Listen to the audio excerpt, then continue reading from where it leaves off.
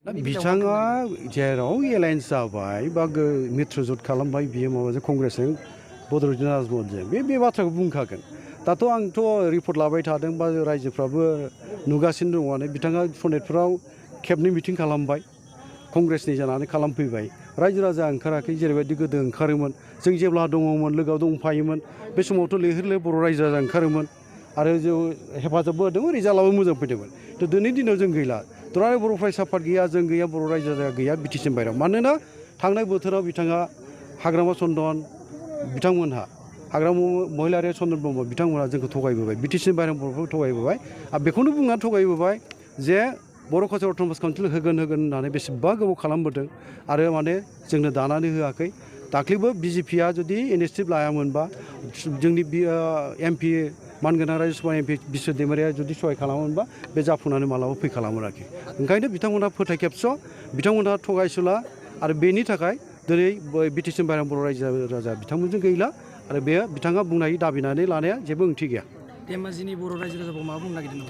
आं खावलायगोन बेखौनो जोंहा जिहेतु बिटिआर एकर्ड खालामबाय जोङो 2027 जानुवारियावहाय बे बिटिआर एकर्ड आरो जोंनि बर' कालचार अट'नमास काउन्सिल मोननाय बर'फोरनि जि मोनसे गांनाय उखैनायखौ लाना बिजेपिया सिनसियारलि डिल खालामबोदों जोंनो होदों। गोदोबो बिटिसि एकर्डखौ बिजेपियानो होदों। मानगोनां Lal Krishna आडबाणी deputy prime minister आरो हम मिनिस्टार बिथाङा बिथांनि इनिसियेटिभआवनो जानानै फैदोंमोन थांनाय बोथोराव बिटिसि एकर्ड। बिनि उनाव बिटिआर एकर्डआ दाखालि अमित शाह नरेन्द्र मदिनि बिथोन बायदियै अमित शाहआ बेखौ मावफुंना होदों। दा बिजेपिया जोंनो मा मावना होआखै। दिनै बर' रावा आसामनि लोगो सरकारि राव जाबाय आरो बेजों लोगोसे दिनैहाय सेपारेट डाइरेक्टर बर्डआबो जाबाय माखासे इनस्टिटिउसनफोर बेबो जागासिनो दङ।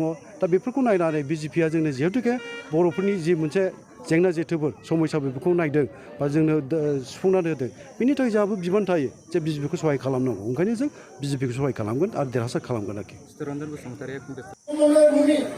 সমন্বয় মিলন শান্তি সম্প্ৰীতি মিলাপ্ৰীতি আমি আপোনালোকে লৈ যাব লাগিব। তাৰ কাৰণে মই আপোনালোকক আহ্বান জনাইছো যে আগন্তুক দিনত সেই ভূমিটো শান্তিৰ ভূমি, সেই অঞ্চলটো উন্নয়নৰ ভূমি, সেই অঞ্চলটো আগুৱাই লৈ যোৱাৰ কাৰণে আমাৰ মিচিং অট'নমাছ কাউন্সিল বা বড়ো কাছাৰী অট'নমাছ কাউন্সিল আৰু লগতে ইয়াত বসবাস কৰা সকলো জাতি জনগোষ্ঠী সকলো ধৰ্মাৱলম্বী লোকক আগলৈ লৈ যোৱাৰ কাৰণে আমি কাম কৰিব লাগিব। আমাৰ ৰাইজৰ ৰাজনৈতিক बाथ्राया जाबाय स्पष्ट। बे स्पष्ट बाथ्राया बेनो जे 2020 सनाव बर' शान्ति चुक्ति जादों आरो बे बिटिआर चुक्तिनि गेजेरजों दिनै बर' काछारी काउन्सिला दाजाबाय। बिटिआराव गामि बानायनांगौ बे मोनसे राजनितिक एजेन्डाया आधा डजन चुक्तिया मावफुंजाबाय। बर' रावा 80 सिडिउलाव हाबबाय। सरकारि राव जानांगौ। मानगोनां मिनिस्टार बसुमतारियाबो बुंगोन बे बाथ्राफोरखौ। बेजों लोगोसे जोंनि बर' आइ आफा रायजो राजानि जौगानायनि थाखाय हाबा मावनांगौ। माखासे जायफोर अधिकारफोर बर' मिडियामनि स्कुल प्रभिन्सियेलाइज जानांगौ। बेजों लोगोसे जोंनि नांगौ जिखिनि अधिकार बे चुक्तियाव लिरनाय दङ। गुबुन फारसेथिंजाय बिटिआरनि सिमा बारायनांगौ।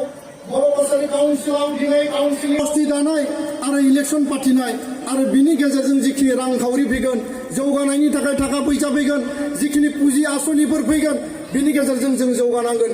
दा बे बिटिआरनि सिमा बारायनाय बिटिआरखौ जौगाहोनाय अधिक क्षमता होनाय बर' काछारी काउन्सिलखौ जौगाहोनाय क्षमता होनाय इलेक्सन खुंनाय गामि नटिफाइ खालामनाय बा समस्ति बानायनाय कार्बि आंलंनि बर'फोरनि एसटि हिलनि मर्दाना होनाय बे खामानिया राजनैतिक खामानि आरो बे राजनैतिक खामानिखौ राजनैतिक प्रक्रियानि गेजेरजोंसो मावनाय जायो। कुनु माने गुबुन लामा बिनि थाखाय गैया। दा बेखायनो राजनैतिक इनिसियेटिभनि गेजेरजों भारत सरकार आसाम सरकार नरेन्द्र मोदी सम्मानीय प्रधानमन्त्री डाঙৰীয়া गृहमन्त्री अमित शाह डाঙৰীয়া অসমৰ মুখ্যমন্ত্ৰী সৰ্বানন্দ সোণোৱাল ডাঙৰীয়া বিত্ত স্বাস্থ্য মন্ত্ৰী হিমন্ত বিশ্ব শৰ্মা ডাঙৰীয়া তেওঁলোকৰ নেতৃত্বত এই চুক্তিটো হৈছে।